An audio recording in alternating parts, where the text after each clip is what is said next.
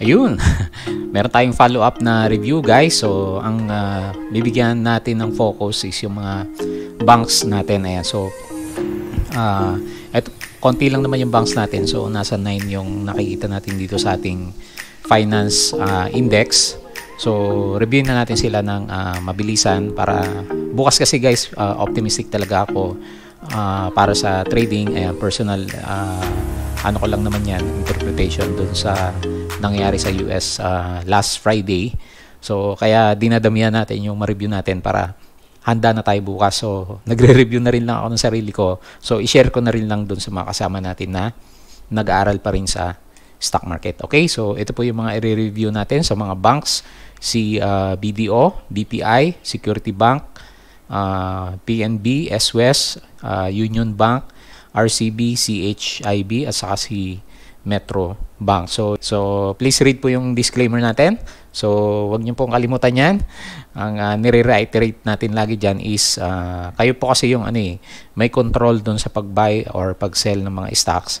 So, eto, gamitin nyo lang as a guide sa pag-a-analyze nyo. Kung sa tingin nyo hindi po akma dun sa pag-aralan nyo, disregard nyo lang kung ano yung nakita nyo sa video na to. So, ito lang naman ay personal na pag-aaral ko lamang sa stock market. Okay?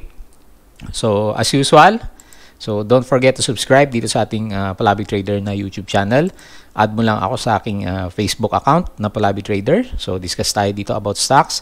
And then, tweet mo lang ako dito sa aking Twitter account naman. Okay, so unahin po natin si Banco de Oro. So, last Friday, ganda ng move ni Banco de Oro. Nagkaroon po siya ng gain na 4.59%. So, medyo binatak na sa closing tong si BDO.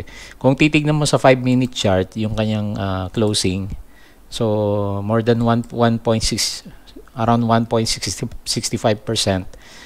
Talagang hinatak na yung closing nitong si BDO at super bullish yung ating mga candles na nakikita sa kanya. So, minsan nakakatakot tignan, no? Dire-diretsong umaakit yung value. So, paano kaya pag nakabili ka dyan sa dulo at kakaumpisa mo pa lang and then suddenly mag-pull back naman yung ating stock. So, hanapin natin yung kanyang support saka resistance. Yun yung una mong gagawin sa kanya. So, sa ngayon na actually nasa filling the gap siya. Nag-fill the gap siya dati, nag-sideways, nag-downward, and then nag-fill the gap ulit. So, pwede mong gawing support yung previous resistance natin dito at around 107.8 kung kapapasok mo pa lang dito kay BDO. Pero kung hawak mo na guys, ang next na resistance na trace ko na kanina dito sa ating MA100 at 120 pesos naman. So, meron kasing, or itas natin ng konti, no? So, may mga nag-coincide kasi na points dito. So, makita mo, yan yung pinakamalapit na resistance. So, meron pa rin tayo nakikitang upside move dito kay BDO for tomorrow. Tomorrow lang naman yung prediction natin sa kanya kasi medyo maganda nga yung US market. So, bantayan mo lang na maigi kung ang lalabas po na candle sa kanya is yung mga indecision candles kagaya ng yung parang cross, yung inverted doji or hanging mans or hammers. So, yun po yung mga bad sign sa isang stock na umaakyat. Pero sa ngayon, wala pa naman yung signal na yon at wala pa naman sa overbought signal itong si BDO. So, ibig sabihin, may chance na umakyat pa siya ng konti dito sa ating MA100. So, kahit naman siguro so pwede siyang mauntog for the coming few days na pag-akyat niya. Pero ang tansya natin overall sa mga banks natin kasi yun nga, nagre-recover yung economy natin kasi medyo open na yung mga business. So, in time, pwedeng bumalik siya dito sa medyo malakas na resistance na siguro at around 135 pesos. Pero kung trading ka lang talaga at gusto mo, konting gains lang sa kanya is okay ka na. So, sundan lang natin yung kanyang trend lines na naguguhit sa kanya. Kasi pag once ma-break yung trend lines na yan, so, magkakaroon na siya ng pullback. Pero ngayon, wala pa naman So, sundan lang natin or hawakan mo lang si BDO kung meron ka. Kasi maganda po yung kanyang ginagalaw sa ngayon. So, kita mo naman, puro green candles po yung nakikita natin. And then, medyo okay yung US last Friday. Wala ka naman masundan na trend channel sa kanya kasi tuloy-tuloy na umakyat po yung kanyang prices. So yun lang yung interpretation. So sa mga susunod na review na nasilip ko na kanina, tandaan nyo itong mga areas na to ha, itong titignan natin. So meron ka ditong nagkaroon siya ng di ba, sudden upward volume saka upthrust ng price dito. And then for the next 2 days nagkaroon siya ng pause kasi nga medyo malakas na resistance itong mga consolidation. So sabi ko nga yung mga naipit dito, lumalabas sila kasi medyo nakapahinga na sila. And then nung nakalabas naman na sila, saka naman binomba yung mga malalaki yung puhunan naman dito si BDO. So meron kasing case dito, yung mga susunod nating review, halos ganyan din yung setup na nabubuo sa kanila para ma-anticipate natin yung susunod nilang galaw. Ayan. So medyo super bullish itong si Banco de Oro kasi medyo mabilis. Ilang araw lang po at nasa halos overbought na yung kanyang price. Sa finance, okay naman yung annual ni BDO, 35.32%. Yung first quarter earning niya, so nagsuffer din siya sa pandemic, negative 10.19%. So nasa recovery side na itong si Banco de Oro at ang expectation ko personally sa kanya is pwedeng umabot dito sa lumampas dito sa MA100 kung susundan niya itong ginuguhit natin na trend lines naman sa kanya. So be very watchful lang kung meron tayong mga bad candles. So tanda mo tong setup na to, and then meron tayo dito sa resistance area. So next po natin si BPI. So mas mabilis po ang galaw nitong si BPI natin. So mula sa kanyang ilang araw din kasi siya nagkaroon ng mga breakouts, no. So dun sa pinakabalid na breakout dito kasi merong volume, meron na siyang upthrust na more than 24.9%. So sa case naman ni BPI guys, so kita mo na super overbought na siya. Nasa 81 na yung RSI. So most likely ito yung isa sa mga mauuna siguro magkaroon ng profit taking. So although lalaki pa rin ng volume sa kanya, so nandito na siya sa pre-pandemic area natin. So tingin natin kung sakali magkaroon pa rin siya ng upthrust bukas, so ang pinakamalakas na resistance na is dito sa around 80 pesos. So yung mga naipit naman dito, sila naman yung maglalabasan at lilipat sa mga stocks na hindi pa masyadong umakyat. So yun po yung expectation natin sa kanya. So medyo malapit na siya sa kanyang take profit level. So nagkaroon siya ng fill the gap pala dito sa 74.93. So congrats po dun sa mga lovers natin ng mga banks. So hindi ko din nasakyan tong si BPI. So ang ganda sana dito. Ang ganda ng breakout, and then nagkaroon ng tweezers bottom dito. Nagkaroon na retest sa MA20. At kita mo very strong talaga yung price kasi always above ng ating MA9. Ayan. So yun lang yung makikita natin dito kay BPI. Be very watchful. Kasi although okay pa naman yung MACD, so dire-diretso pa rin naman, yung RSI lang natin is nasa warning signal na. So pwede pa namang tumaas guys. So depende talaga sa sentiment ng mga malalaki yung pera dito sa mga stocks natin. Kasi nagkaroon na siya ng parabolic move. So actually kayang-kaya nilang paakyatin yan kung talagang gusto nila kahit dito sa 85 pesos. Pero sa ngayon, kung ang traders point of view lang, ang nakita ko lang is dito sa around 80 pesos na resistance. Ayan. So wala ka nang pwedeng mag-wait sa kanya na trend lines. Subukan natin kung meron tayong makita. So ito yung base, and then ito yung sa upward side niya. Ayan. So natin So ayun. So tamang-tama, no? Nagkaroon siya ng breakout dito, and then nagkaroon na retest. So pwede magkaroon pa ng isang final move itong si BPI bago siya mag-decide na magkaroon ng profit taking naman. Ayan. So kung hawak mo siya, since ang nakikita natin is medyo malakas na resistance dito, pwede mong gawin, lagi kong sinasabi sa mga nagtatanong, you can take 50% of your profit para malakin mo na siya. So hindi ka nakakabahan kung babagsak siya.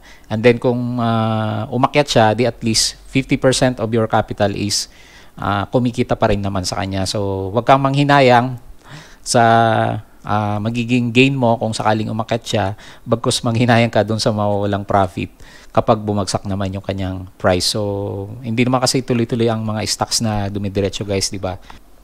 So lakas talaga ni BPI guys, no, kasi yung cash dividend na 0.9 noong June 1. So hindi niya pinansin, no. So hindi kagaya ng ibang stocks natin na mahina na nagkakaroon ng dividends, hinihila pababa yung prices. Pero itong si BPI, hindi niya pinansin. So balik tayo kay BDO. Pag malakas pa lang sentiment ng market, hindi rin naman hinihila pababa yung ating price. So June 11, itong si BDO.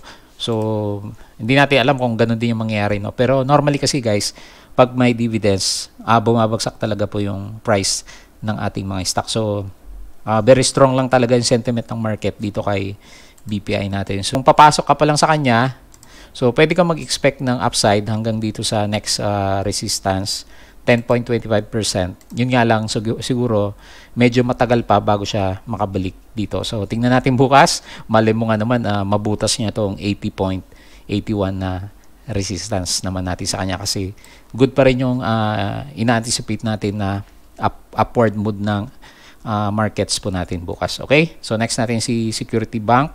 So walang pause itong si si BPI. Dire-diretso po siyang umakyat. So ito yung sinasabi ko, kaya tignan mo yung chart ni BDO.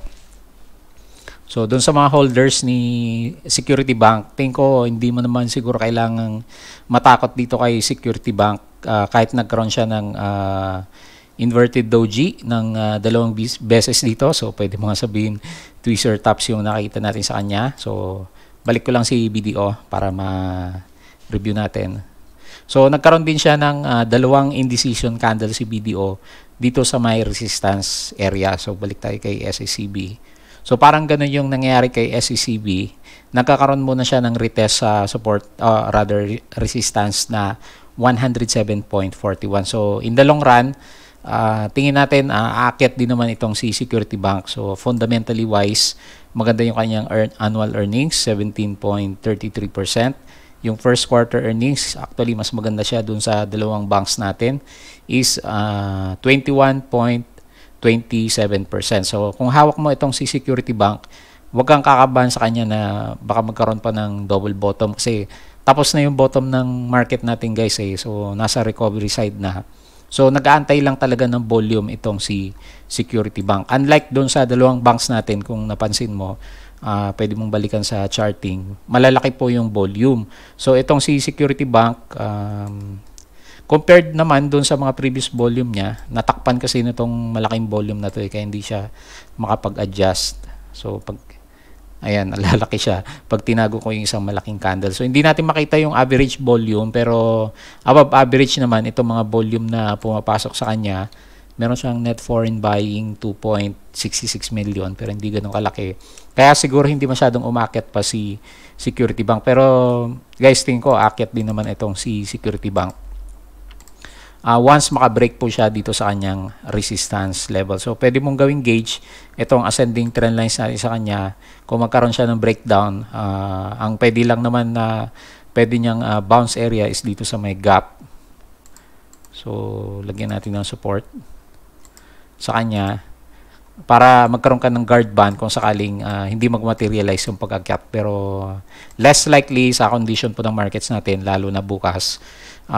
Baka nga for the coming few days itry niyang i-break tong 107. So hanapin natin yung kanyang next resistance area pag sakaling makapag-break siya. So medyo malayo, no, dito sa taas na.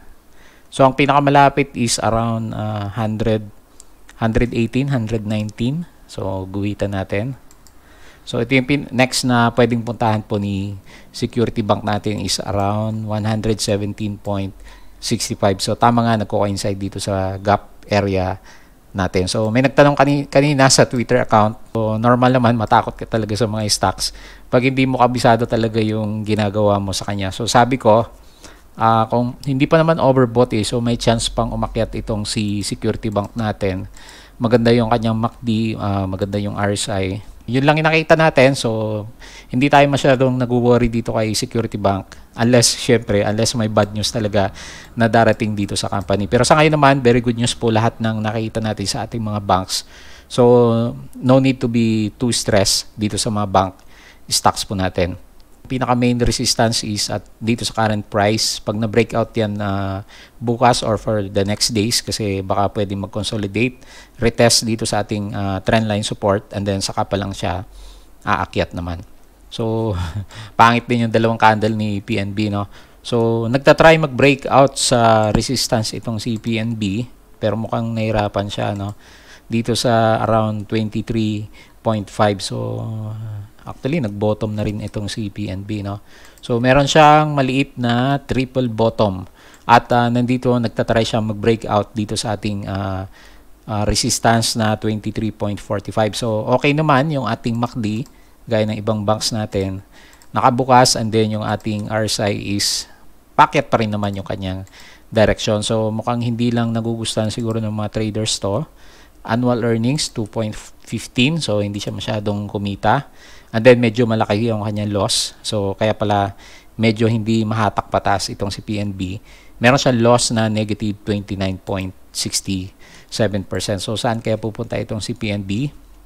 So, pwede mong gawing reference yung ating MAs. Kung ayaw mo naman, mas madali mag-drawing trend lines, which is coinciding naman dito sa ating MA9 saka ME20. So, wait natin kung maka-breakout din itong si PNB, which is high chance din naman sa conditions po ng ating market. Ang next na resistance mo sa kanya, dito na sa ating MA100, which is meron siyang pwedeng i-fill na gap naman dito sa ating gap area dito kung saan siya nagkaroon ng breakdown last time. So, yung kanyang isang swing, meron siyang 20% na gain. Ayan. So, baka nagpa-profit taking yung iba, lumalabas muna kasi hindi masyado maganda yung galaw niya compared sa ibang box natin, itong si PNB. So, tingnan natin, pagdating ng IPO ni Merrimart sa June 15, kung magkaroon ng breakout itong si PNB. So, nakita lang natin, medyo hirap siya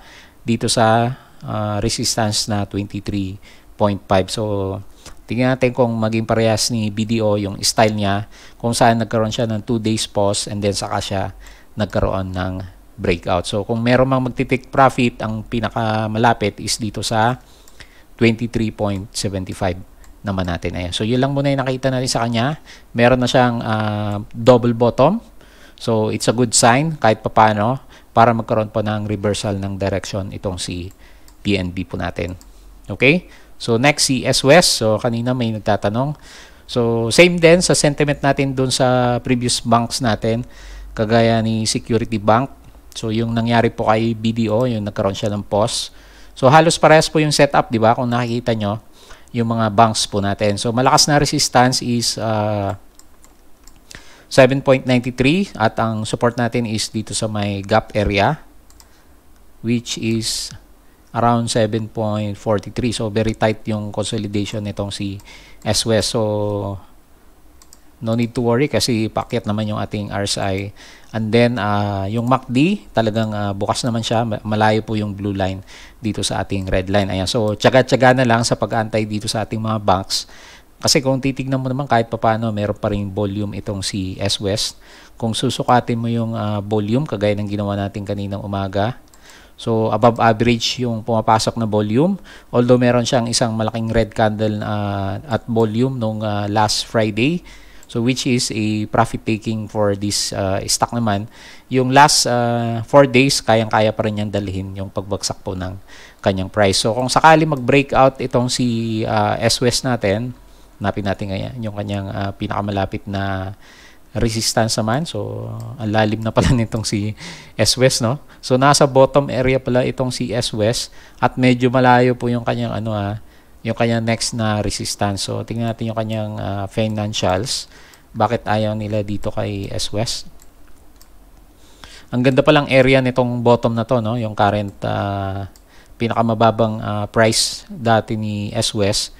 Ilang percent na ba yung inakyat niya? Laki na rin, 30%. Kaya nagpo-pause si S-West. So, tingnan natin yung earnings. Yung annual earnings niya is 38.46%. At yung, ganda pala oh, 74.72%. So, kumbaga, value company itong si, itong si S-West. So, wala lang kasing demand eh. Pag tinitignan ko dito sa bid sa ask side. So, meron naman siyang padding last week. Meron siyang 130k na nagbibid sa kanya and then 18k lang yung nag-a-ask. So, tingin natin, nahuli lang talaga itong si S-West natin at kung naghahanap ka po ng stocks na value company, tingnan natin yung previous quarters.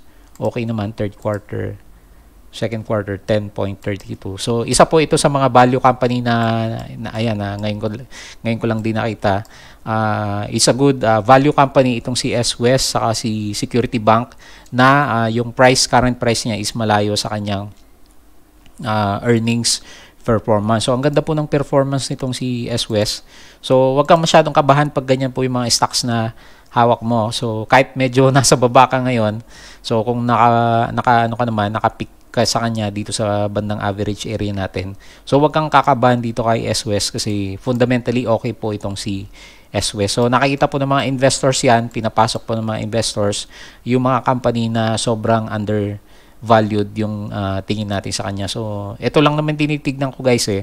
Pagdating sa fundamentals guys, hindi ako masyadong nagtitingin sa kanilang doon sa kanilang financial statement.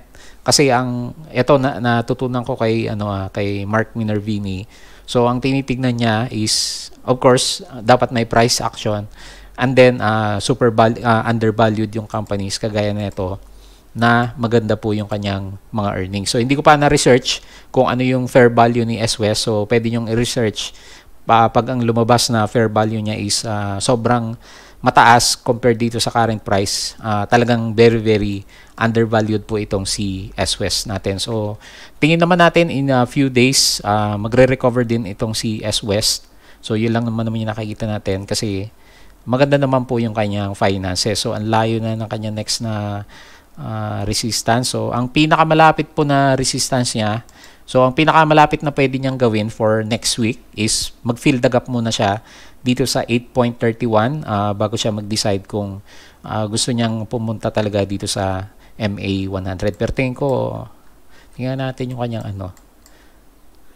nagkaroon siya ng down around February. So ang price niya is 11 pesos. Kung sakaling babalik dyan, ang ganda ng niya, reward sa risk. 37%. Pero masyado namang optimistic sa ngayon sa current natin. Pero sa ngayon, dito ka muna, 5% loss, saka 5% reward. So hanggat hindi siya nakakalampas dito sa resistance level natin na 7.93. So meron siyang, bumalik lang siya dito sa ating sideways na channel. Ayan. So wag ka masyadong kabahan kay S West. Meron tayong kasama na kinakabahan sa kanya kasi maganda po yung kanyang finances. So marami na akong nakitang stocks na ganyan, bumabagsak yung price pero maganda naman yung kanyang finances. In time, nagre-recover naman po siya. Okay? So next natin si UBP. So isa din to sinilip ko to kanina. Hindi masyadong pinapasok ng mga traders. So 184 trades lang siya. Nag-loss pa nga siya ng Friday ng negative 0.92%. So kung titignan mo yung kanyang earnings, okay din to first quarter earning 22%. Annual earnings ang taas, so 103.7%. So very undervalued itong si UBP natin Kaya lang kasi guys, hindi maganda sa paningin ng traders yung galawan po ng price ni Union Bank. Ayan, so nasa resistance siya 54.69. So wala kang masyadong mag-wait din na trend lines. Walang masyadong pumapasok na traders dito kay UBP. So meron siyang ascending trend lines na pinupuntahan. So watch out mo na lang. Maganda bumili kung gusto mo talaga siyang bilhin. Mag-buy ka lang muna dito sa ating breakout point and then mag-anticipate ka na magkaroon siya ng fill the gap dito naman sa bandang taas natin. So ang ganda kasi yung finance So ang lit. Grabe naman to. Ang lit pala ng ng trading natin sa kanya, 4%. So hindi masyadong gumagalaw versus risk na 2.61%. So as a trader, hindi magandang pasukin itong si UBP. Unang-una, continuous downtrend. Okay naman yung mga earnings niya, So ano kayang ayaw nila dito kay UBP natin? So kung trader ka, hindi suggested itong si UBP kahit maganda yung kanyang finance. Unlike si S West guys, makita mo kasi yung galaw ng charts Balik tayo kay S West. So makita mo yung galaw ng candles ni S West, medyo buo-buo po siya. Kasi kahit papaano meron siyang trading volume. Pagpunta natin dito kay UBP, hindi masyadong gumagalaw, tapos ang papangit po ng kanyang mga candles. So kahit maganda yung finances niya, pero ganyan naman yung galawan natin, tingnan mo yung possible gain mo is 4% lang, hindi mo pa alam kung kailan aakyat. So wag na muna. Kung investors ka, di hawakan mo lang kasi maganda naman ng konti yung finance. Pero kahit sa investors siguro hindi maganda kasi kahit okay yung finances, ayaw naman pasukit ng traders itong si UBP po natin. Ayan. So yun lang muna nakita natin sa kanya.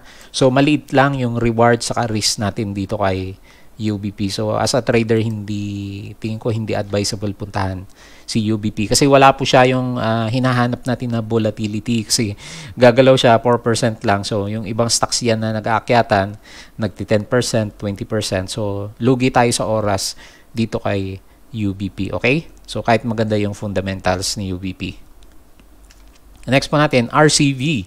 So wala nang masyadong nakapigil sa pag-akyat dati ni RCV. Ang nangyayari naman sa ngayon, nagkakaroon siya ng profit taking. So June 4, meron siyang dividend. So sinasabi ng iba, yung pag-akyat is due to dividend, pero tinitignan ko yung dividend, guys.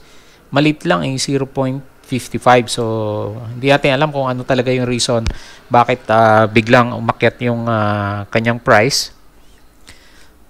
Lagyan na lang natin ng support sa resistance. So ang pinaka main support mo, MA100, which is coinciding dito sa ating half body ng candle.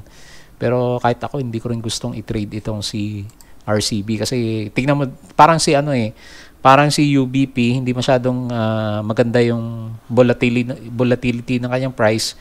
Bigla na lang nag-i-spike. So mag-aantay ka kung kailan magkaroon ng spike itong si RCB natin. So yan lang, isang trading channel. Wala tayong ibang makitang trend lines.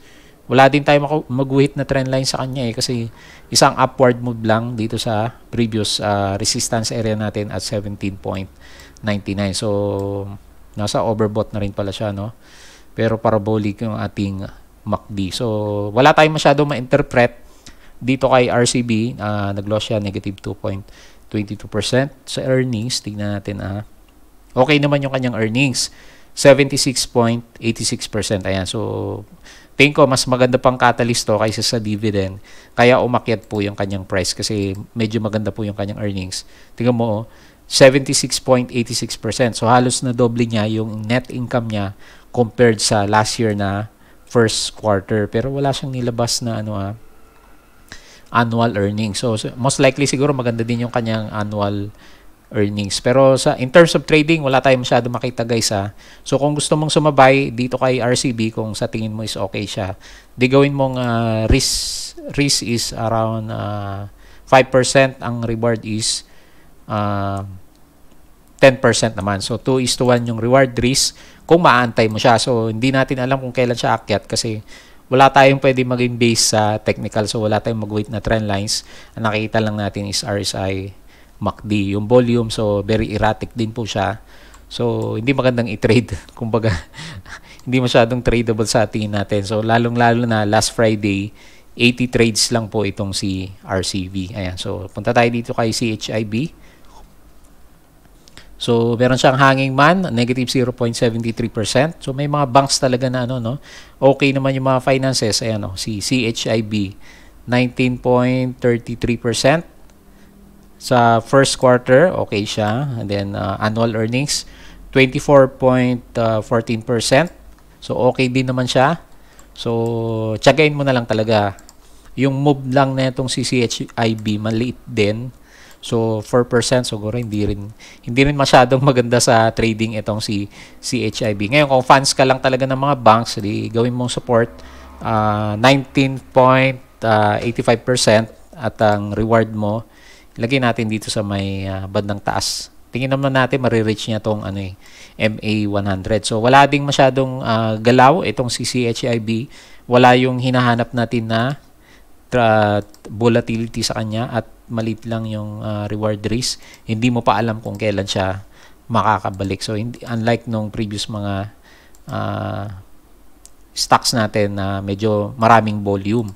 So lagay natin so meron ka lang possible makita sa kanya na maging reference. Merong isang ascending trend line sa kanya and then meron kang malaking trading channel naman. So malapit na rin siya sa kanyang overbought at okay pa naman yung kanyang MACD. So in time, magre-recover din itong si CHIB. Pero tignan mo, yung buong chart niya talagang ano siya very siya. So sa traders, hindi advisable kasi 142 trades din lang siya at ang value niya is 1.93 million. So maraming stocks dito sa banks na as a trader hindi siya talaga maganda, no? So dito naman sa last na discussions natin, si MBT. So meron siyang loss last Friday na negative 3.49%. So tingnan mo tong si MBT. Meron siyang 5.19k na trade. So ang daming nagti-trade. So unlike dun sa ibang banks kagaya ni RCB, CHIB saka UBP na hindi masyadong tradable yung kanilang mga stock. So tingnan natin itong si MBT. So nagkakaroon na retest dun sa previous breakout itong si MBT. So actually bumalik na nga siya, no. So lagay natin pwede maging support kasi nag-fill the gap pala siya dito. So gawin natin yung support yung current price. So yung kanyang earnings annual is okay naman, 23.21%. Kaya lang yung first quarter earnings negative 8.93%. So comparable naman siya kay BPI, negative around 8% din yung kanyang loss. Pero medyo nahuli din sa pag-akyat itong si MBT kumpara kay BDO tsaka kay BPI. So at ayun, so nagkaroon siguro siya ng profit taking kasi medyo nagkaroon na siya ng overbought level. So pagdating sa MACD, okay pa naman yung RSI. So pwedeng maghanap siya ng kung saan siya magkakaroon ng rebound. So, tingnan natin bukas kung good yung sentiment ng market, kung maituloy ni MBT yung kanyang pag-akyat. So, in the long run or few weeks from now, tingin naman natin kaya niyang i-fill the gap around 47 pesos dito sa ating MA 100 kung medyo bullish talaga yung mga traders. So, yung volume, ito yung kulang ni MBT So, meron siyang mga above average volume. So, makita mo yung halos tatlong spike. Pero last Friday, medyo lumabas yung mga may hawak sa kanya. Kaya hindi niya masyadong kayang iakyat po yung kanyang price. So, magkakaroon na retest muna. Maghahanap ng support itong si MBT bago siya umakyat. So, ang magandang mangyari dyan, this Monday, kung talagang bullish siya, is magkaroon siya ng retest dito sa pinakababa ng kanyang candle. So, i-retest niya yan para ma-shake out yung mga mahina. And then, saka siya magkaroon ng rebound. Pero pag ang nangyari, nagkaroon siya ng indecision candle, ang mangyayari sa kanya, yung parang kay BDO, nagkaroon siya ng pause. So, meron siyang pause dito na around 2 days. So, kagaya ng nangyari kay Security Bank. Nagkakaroon siya ng pause na 2 days. So, yun din yung nangyari dito kay MBT. So, meron din siyang pause na 1 day.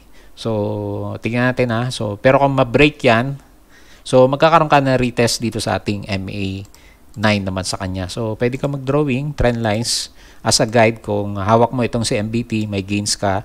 Pag na-break yung ating mga trend lines, so yun yung pwedeng profit taking mo naman sa kanya. Para kahit papano, hindi ka maipit ng matagal dito kay Metrobank. So, kukunti lang pala yung stocks na na tradable. So, ang tradable dito sa bank section, si BDO, BPI, Security Bank, si S-West, PNB, at saka si MBT. So yung ibang stocks natin na maliliit yung volatility, so pwedeng hayaan mo na lang siya kaysa maipit ka doon ng matagal. So mag-concentrate ka na lang doon sa mga banks kung hilig mo is banks. Doon sa mga binanggit natin na magagandang stocks po ng ating mga banks. Ayan, so yun po yung mga nakita natin dito sa ating mga banks. So, ready ka na ba para bukas sa trading natin?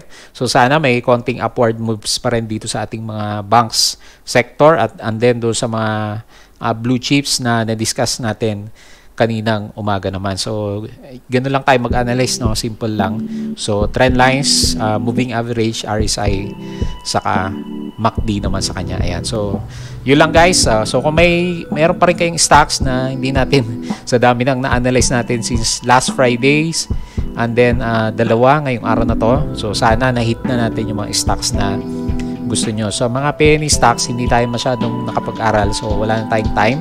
So gamitin nyo po yung learnings na nakikita nyo dito sa ginagawa natin. I-apply nyo naman dun sa mga penny stocks na gusto nyong sakyan. So after kasi ng mga blue chips, balik tayo sa PSEI.